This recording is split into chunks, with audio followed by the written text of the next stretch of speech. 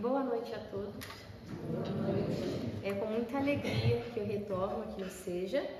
Estava até comentando com o Bosco, porque ele falou assim, não lembro. Eu falei assim, mas eu estive aqui em 2022. A casa estava bem diferente de como ela está hoje. Que alegria de ter chegado aqui hoje, ter visto a casa desse jeito. Então, parabéns a vocês que fizeram com que a casa esteja nesse crescimento, né, nesse movimento de crescimento. Na palestra, então, da noite de hoje, a gente vai ter como tema na oração, que na verdade é uma mensagem, a mensagem do número 167, que está lá no livro Caminho, Verdade e Vida, psicografado por Chico Xavier, médium espírita, e quem ditou foi Emmanuel, né, o seu mentor. E assim, logo de início, Emmanuel sempre traz uma pequena mensagem para daí fazer, né, a sua reflexão. E aí eu vou ler essa pequena mensagem que ele inicia e em seguida a gente começa a nossa reflexão também acerca das palavras de Emmanuel. Primeiramente nós temos então uma passagem do Evangelho de Lucas que nos diz: Senhor, ensina-nos a orar. E é nesse momento então no Evangelho de Lucas que Jesus ensina aquelas pessoas a nossa tão conhecida oração de hoje, que é o Pai Nosso. Naquele momento, Jesus estava trazendo àquelas pessoas uma forma de se conectar com o Pai. E já no início, Jesus coloca Pai Nosso. E por que isso é tão importante, essas duas palavrinhas tão pequenas? Porque já cai por terra alguns ensinamentos, aquele ensinamento de que existe superioridade entre nós, seres humanos, que existe alguém melhor do que o outro. Quando ele chama, então, Pai Nosso, ele coloca, então, Deus como Pai de toda a humanidade. E como um Pai perfeito, não teria filho preferido. E ele também tira, né, cai por terra essas duas palavrinhas, a questão de quando as pessoas dizem assim, eu sou temente a Deus, eu tenho medo de Deus. Porque ele nos mostra então que Deus é o nosso Pai, é o nosso Criador. Ele coloca essa posição de iguais, que a gente não precisa ter medo, mas que sim, a gente pode e deve, né? Sabendo da nossa pequenez, que a gente deve, então, amá-lo. E é nesse momento que ele também nos mostra a nossa fragilidade, porque por mais que a gente assuma algumas máscaras sociais no nosso dia a dia, para demonstrar, de repente, que a gente é forte, que a gente é autossuficiente, que a gente é capaz de muitas coisas, a gente sabe que no nosso íntimo, a gente não é autossuficiente. Que a gente também tem as nossas pequenezes, a gente também tem as nossas dificuldades, as nossas lutas diárias. E ao assumir isso, colocando Deus acima de nós e o chamando de Pai, é quando então a gente demonstra que a gente sabe que é pequeno e precisa de ajuda. E Jesus então continua dizendo que estás nos céus. Então, por que estás nos céus? Porque o Deus não viria descer até a nossa imperfeição para nos corrigir, para nos ensinar, para nos mostrar como é de fato fazer aquilo que a gente ainda tem dificuldade em fazer. Porque da onde Deus se encontra, Ele tudo vê, Ele tudo sabe. Então vir até nós é também ceder, né, a nossas questões mesquinhas e egoístas. Então que Deus venha até aqui me ensinar.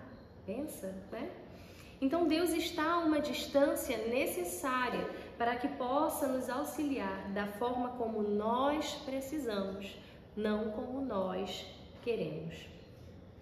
Santificado seja o teu nome. Haroldo Dutra Dias, palestrante espírita, ele nos esclarece que na antiguidade o nome ele era uma expressão dos atributos daquela pessoa ou daquela divindade. Então, portanto, Deus é um nome que, de resumo, carrega muitos atributos, sendo eles, então, aqueles que a gente já ouviu falar, né? Onisciente, onipresente, divinamente justo e bom, inteligência suprema, causa primária de todas as coisas e tantas outras questões. Então Deus age no nosso orbe pelas nossas mãos, porque nós é que canalizamos o tributo de Deus, porque nós somos seus filhos e sua criação. Santificado seja o teu nome, porque é a partir dele que a gente também, enquanto ser humano e um ser tão pequeno, temos a noção dos seus grandes atributos. Porque às vezes quando a gente fala Deus, a gente não tem compreensão dessa magnitude. Mas quando a gente vai, por exemplo, lá no dicionário procurar o que é Deus, quando a gente vai no livro dos Espíritos procurar o que é Deus, quando Kardec pergunta, e aí a gente vai tomando consciência da magnitude do que é Deus. Venha o teu reino. O reino de Deus já está pronto, pois como nos disse Jesus, a casa de meu Pai tem muitas moradas. Jesus nos esclarece isso, dizendo que há outras moradas do seu Pai, que existem, então, já pronto, o reino de Deus. O planeta feliz, ditoso, onde não há mais o mal, onde o bem existe o tempo todo. Ali é o reino de Deus, onde não há mais orgulho, egoísmo, vaidade. E quando a gente pede para que venha o reino de Deus, é para que a gente esteja pronto para esse mundo de felicidade, do bem, do bom e do belo. Se faça a tua vontade na terra, como é feita nos céus. Ou seja, o que importa não é a nossa vontade, mas sim que seja feita a verdadeira vontade, a de Deus. Sabemos que a vida enquanto encarnado, enquanto aqui estamos, ela é uma vida transitória, ela não é a verdadeira vida. A nossa verdadeira vida é a vida espiritual. Então Jesus já nos ensina que para que a gente possa rogar a Deus, para que a gente entenda de vez que o aqui e agora é pouco comparado com aquilo que já existe perante a vontade de Deus. O bom, o belo, o maravilhoso, esse já existe. Ele não vai ser criado agora. Deus já o criou. Então, Deus assim já fez, mas a gente ainda não sabe conviver com esse bom e o belo. E por isso que a gente está nesse constante melhoramento, né? Buscando o nosso progresso. Então a gente roga para que seja feita a vontade de Deus, porque se fosse feita as nossas vontades, a gente sabe que nós somos imperfeitos. Então, muitas coisas que não seriam não tão boas para nós mesmos, né, acabariam ocorrendo e a gente entraria em um sofrimento sem ver uma luz, uma saída, um melhoramento, ou até não aprenderia com aquela situação. Então, a gente roga para que seja trazido o reino dos céus, porque ele virá. A gente sabe, por exemplo, que a gente está vivendo essa transição para o mundo de regeneração, porque aos poucos o reino dos céus é chegado. E nessa oração, então, Haroldo Dutra Dias, ele também nos esclarece que essa é uma oração muito maior do que uma simples prece. Ela é uma declaração de valores, porque Jesus a todo momento nos mostra com as suas atitudes e também através de sua fala que Ele e o Pai estão em constante comunhão.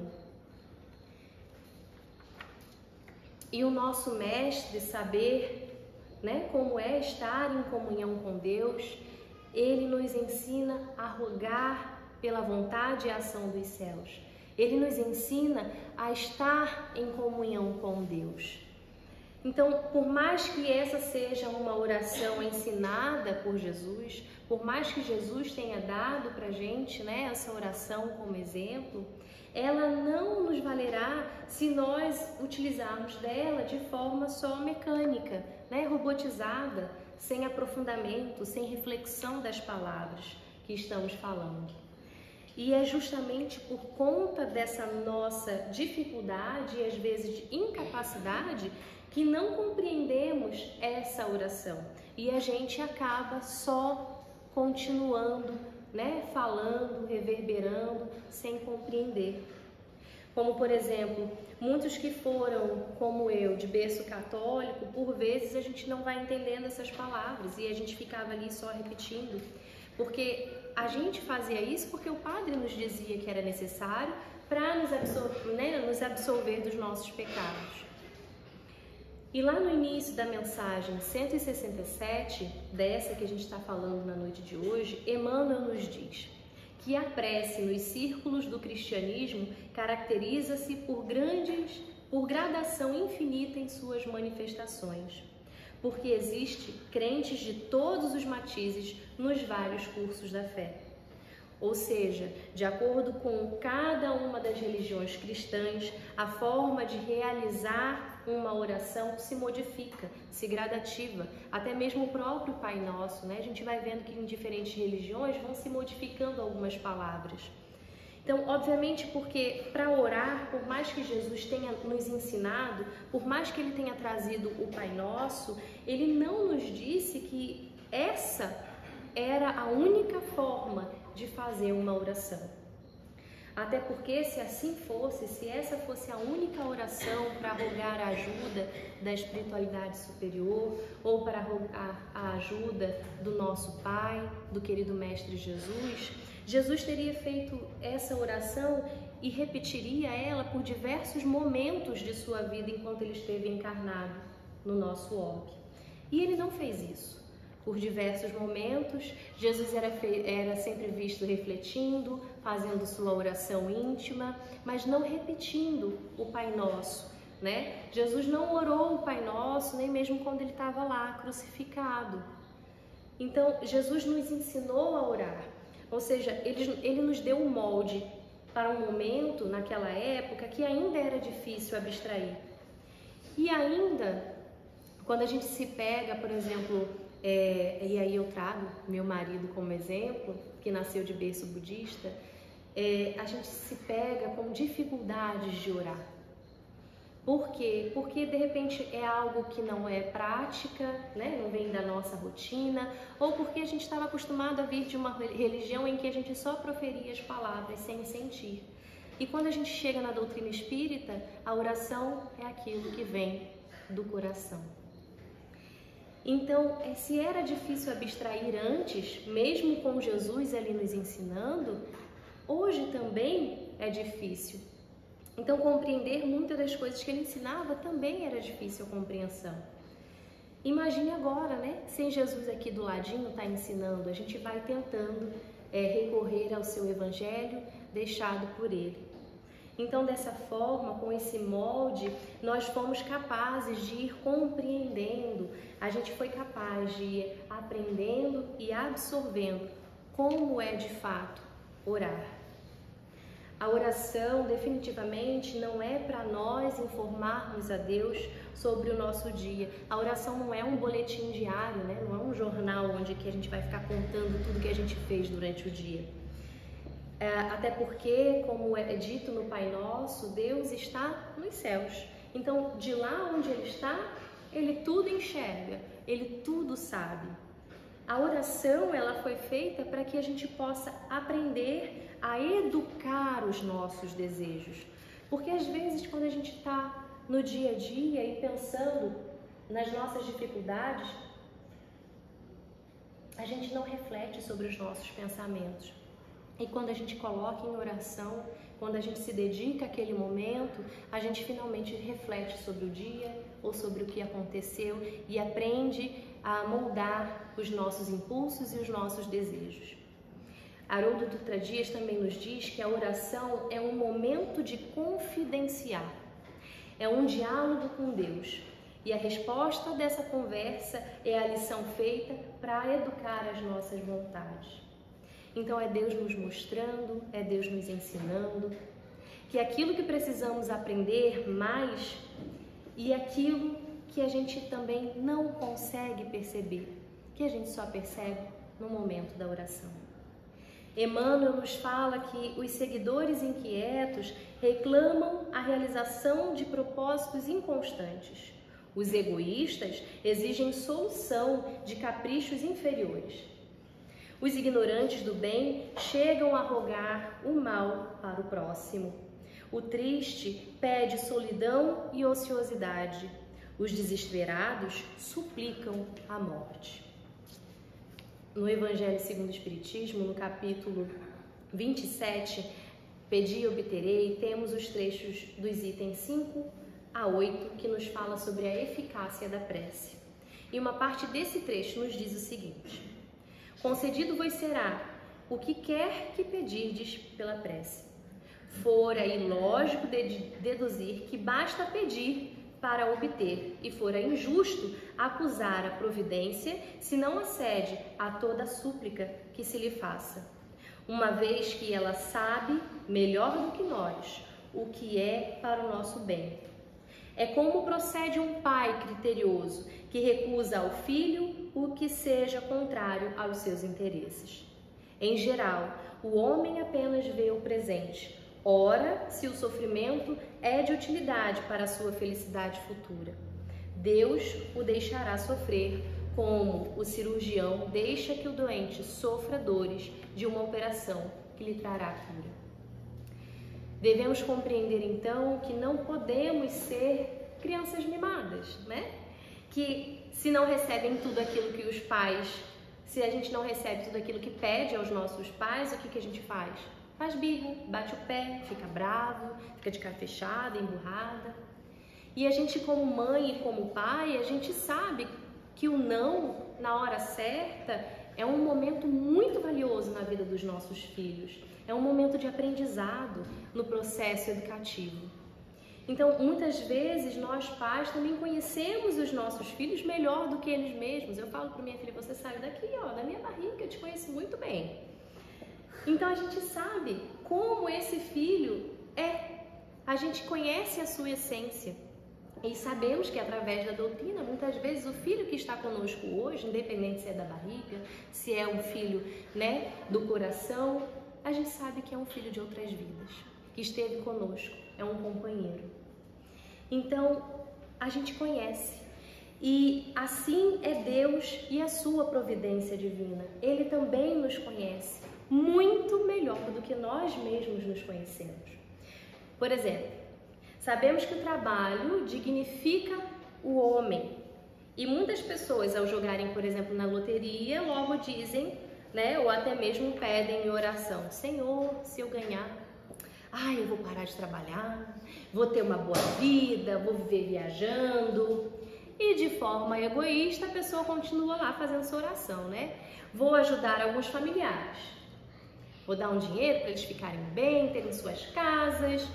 Mas não se enganem, porque quando a gente faz isso, esse tipo de oração, não é porque a gente está sendo uma pessoa boa, mas é porque a gente está agindo de forma egoísta, porque a gente não quer que essas pessoas atrapalhem o nosso bem-estar, não atrapalhem, né, a nossa viagem, não atrapalhem a nossa vida com as suas lamúrias, com as suas dificuldades. E a gente também está sendo orgulhoso porque a gente acredita que tem a capacidade de julgar e dar méritos aos outros. Não, eu vou ajudar esse porque esse aqui é uma pessoa digna, é uma pessoa que eu julgo ser isso, ser assado, então por isso eu vou julgar. Então por isso eu vou ajudar. Então gostaria Deus que a gente parasse o nosso progresso? Com certeza não. Então, portanto, da mesma forma, age Deus com a sua sabedoria máxima, sabendo a hora de nos negar aquilo que, como crianças que ainda somos, pedimos. Óbvio que a gente não tem que ser passivo, né? E esperar que caia dos céus as respostas que a gente busca, ou de repente aquele bem, aquela coisa que a gente gostaria que acontecesse na nossa vida, aquele momento, uma oportunidade, um trabalho. A gente não deve esperar dos céus. Mas aí está o nosso livre-arbítrio. Muitas vezes, nós como os pais, a gente espera que os nossos filhos comecem a mostrar que mudaram, para que a gente possa dar alguns caminhos e certas liberdades. Eles começam então a mostrar para a gente que tem mais responsabilidade para conseguirem, enfim, aquilo que eles nos pediram. Assim também é conosco. Não só devemos pedir e esperar, e sim pedir e correr atrás, para mostrar que mudamos, para mostrar que somos capazes, para mostrar que somos dignos e para aprender nesse processo. E que a gente não é mais aquele espírito que reencarnou algumas vidas atrás, que a gente mudou e vem buscando pela mudança. Emmanuel nos diz que nós imploramos muitas coisas em nossa vida e que, na realidade, isso não basta de uma fuga incessante do trabalho e da luta digna.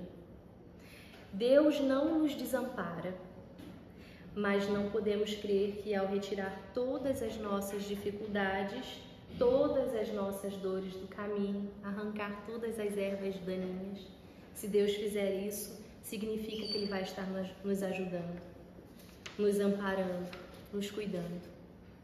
Então a gente não pode acreditar que somente a realização daquilo que pedimos é que vai nos ajudar, é que vai nos aprimorar. Então, muito pelo contrário, é o ato da prece, é o que vai realmente nos ajudar. Acabamos encontrando, às vezes, lá no momento da prece, a resposta daquilo que a gente estava procurando, daquilo que às vezes durante o dia a gente não conseguiu processar porque a cabeça estava muito tumultuada. Aprendemos a nos colocar no lugar do outro durante o momento da prece. Aprendemos a tomar mais cuidado ao pedir algo que também possa interferir na vida do outro.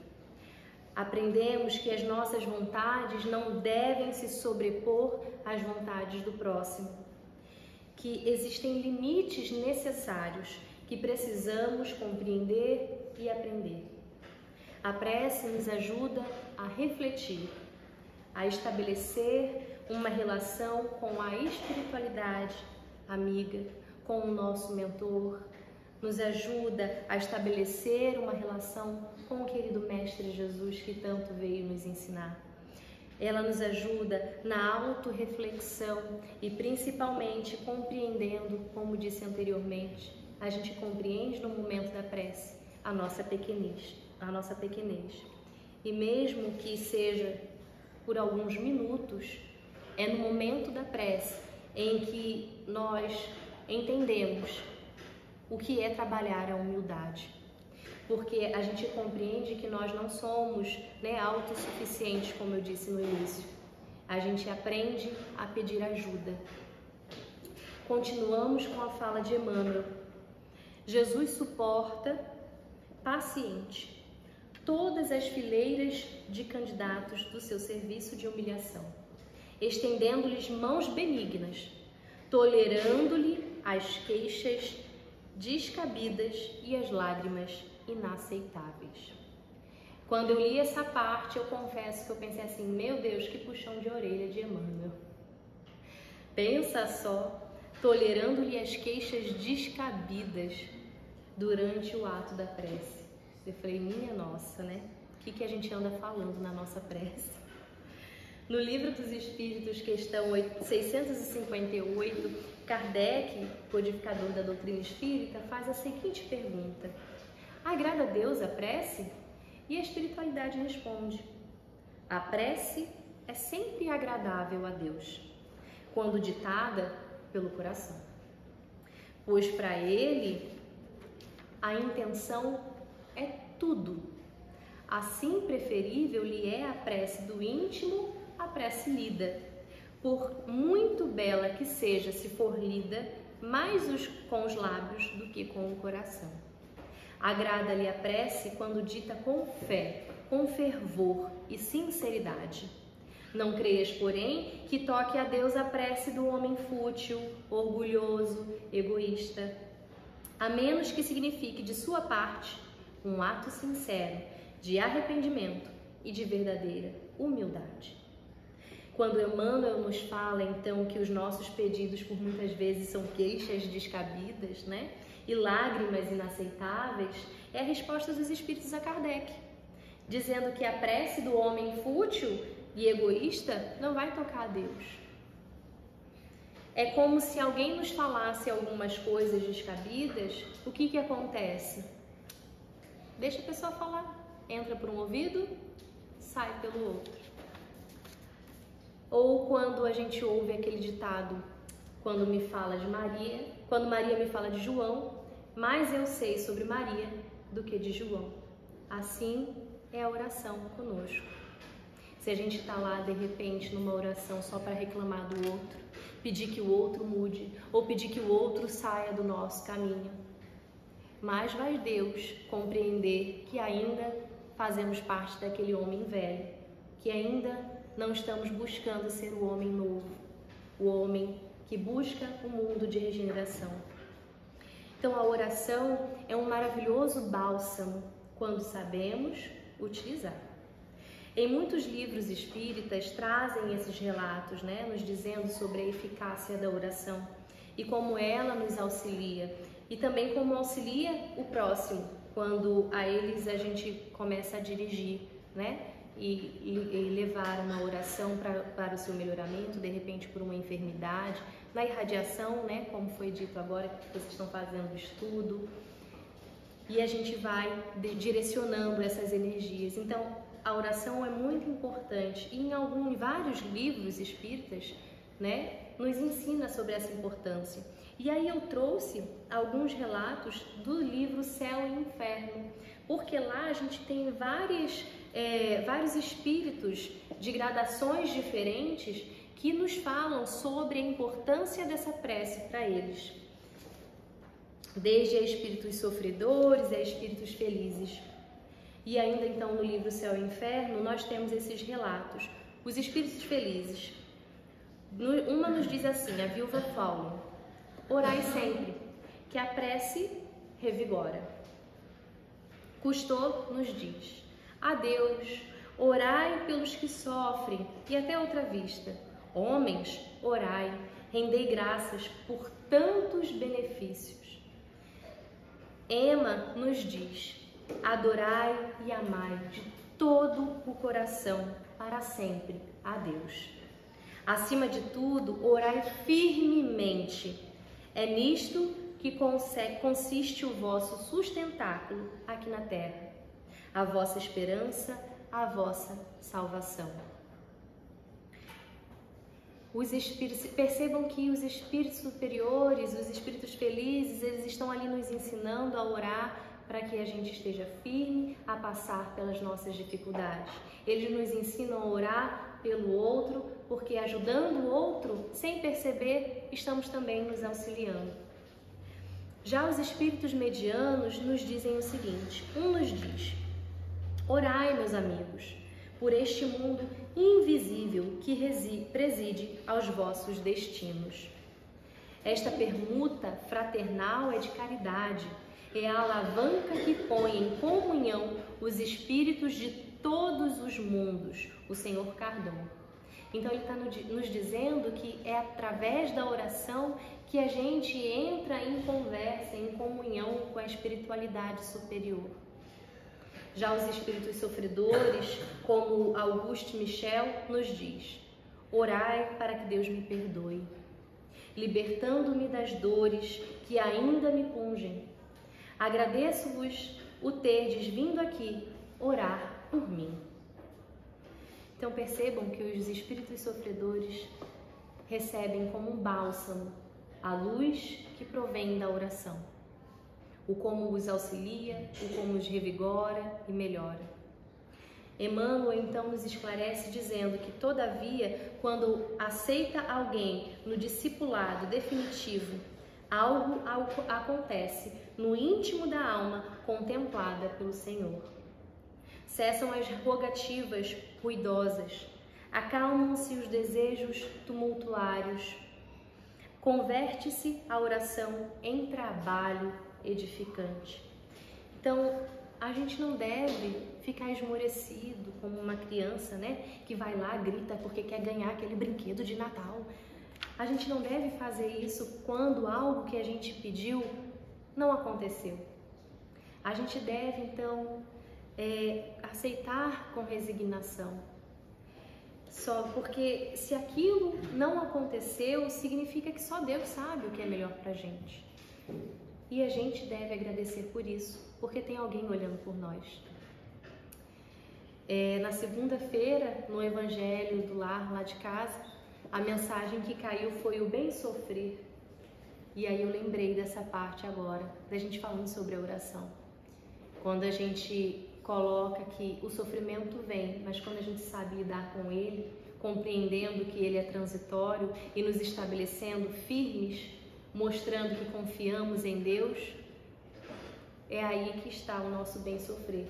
E esse bem sofrer pode estar ligado às nossas forças através da oração e a comunhão com Deus, como Jesus nos ensina. Mas se a gente obtiver o que a gente pediu, também devemos agradecer. Então a gente também faz a oração de agradecimento, pois dando ou não aquilo que a gente tanto está pedindo, é dessa forma que os céus estão nos ajudando, é dessa forma que a espiritualidade amiga, em serviço de Deus, nos auxilia, né? De forma sábia, de forma criteriosa, a providência divina se estabelece. E é quando aprendemos tudo aquilo que Emmanuel nos disse, é que finalmente estamos encontrando o nosso potencial fraterno.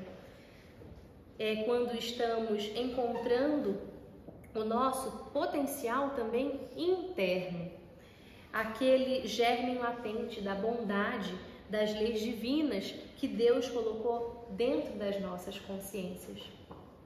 E perto de finalizar a mensagem, Emmanuel nos diz: o discípulo nada reclama, e o mestre, respondendo-lhe às orações, modifica-lhe a vontade todos os dias, alijando-lhe do pensamento os objetos inferiores.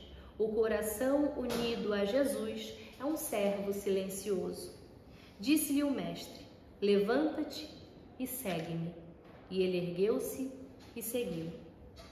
O que Emmanuel nos diz então é que quando estivermos prontos para sermos humildes, conseguiremos orar de maneira como Jesus realmente nos ensinou, mas essa não será uma prática escandalosa aos quatro ventos, e sim uma forma íntima, né? Nos reformando interiormente. No encontro de evangelizadores de 2021, uma das coisas que a gente estava aprendendo era sobre a importância de sermos farol para aqueles que buscamos evangelizar. E eu vejo que essa fala também nos cabe aqui, porque quando nós fazemos uma oração que vem do coração, nós nos tornamos faróis, nós no auto-iluminamos. Iluminamos também o nosso lar, iluminamos a nossa família e iluminamos aqueles que buscamos ajudar. E às vezes até sem saber, o nosso lar se torna ponto de luz e aqueles espíritos amigos, de repente sofredores ainda, quando encontram aquela luz, recebem ajuda da espiritualidade superior que ali trabalha no nosso lar, graças à nossa oração. E é na oração que permitiremos então que Jesus penetre o nosso ser. É quando nos dispomos a levantar, conforme o nosso Mestre nos pediu, e segui-lo com toda a boa vontade que nos cabe. Santo Agostinho, no Livro dos Espíritos, ele nos deixou uma receita de bolo. Não de forma literal, é claro, né? Santo Agostinho estava ensinando a gente a fazer bolo de chocolate. Mas ele foi nos ensinando sobre a importância da gente se conhecer e nos elevarmos. E ele falou também da forma como ele fazia para conseguir a sua elevação, para aprender com os seus erros. Ele dizia então que todas as noites, quando ele ia dormir, ele interrogava a própria consciência, né? Perguntando sobre como é que foi o meu dia, se naquele dia ele tinha então envergonhado alguém ou se envergonhado de algo que ele fez, se naquele dia de repente ele tinha feito algo errado, ou então se ele tinha dito alguma palavra ruim para alguém. E aí, no dia seguinte, ele tentava reparar esses erros ou então ele tentava não repetir esses erros. Mas vejam, é tentar, né? A gente não dorme pensando uma coisa e acorda conseguindo executar todas as tarefas, mas a gente vai tentando, e é isso que nos faz cristãos, né? Porque a gente continua tentando aprender com os ensinamentos do querido Mestre. E ele nos disse então que o conhecimento de si mesmo é, portanto, a chave do progresso individual. E o que isso tem a ver com o tema da reunião da noite de hoje? Ao estarmos então inquirindo a nossa consciência, fazendo várias perguntas a ela, Santo Agostinho também fazendo esse processo, não estaria ele também fazendo uma prece? Como disse no início, a prece é um diálogo, é uma conversa, que Deus também estará lá participando. Que nosso Mestre Jesus também estará lá participando. E a espiritualidade superior, como trabalhador da divindade de Deus, também estará lá participando. Ao fazer então essa autorreflexão, Santo Agostinho estava orando por si e aprendendo a ser servo do Mestre, ao modificar as suas vontades e ao modificar o seu íntimo. Então, repito que nos modifiquemos com o auxílio benéfico da oração e que nela a gente possa unir os nossos corações a Jesus, sendo deles os seus verdadeiros servos, mas não servos para contar para as outras pessoas. O servo silencioso e desejoso por ser modificado, modificar os nossos vícios, os nossos maus pendores, para que enfim possamos encontrar a verdadeira verdade, porque somente ela nos libertará. Queridos irmãos, muito obrigada por me acompanharem até aqui. Desculpa fazê-los ouvir até agora, mas que a mensagem de Jesus esteja sempre conosco. Obrigada.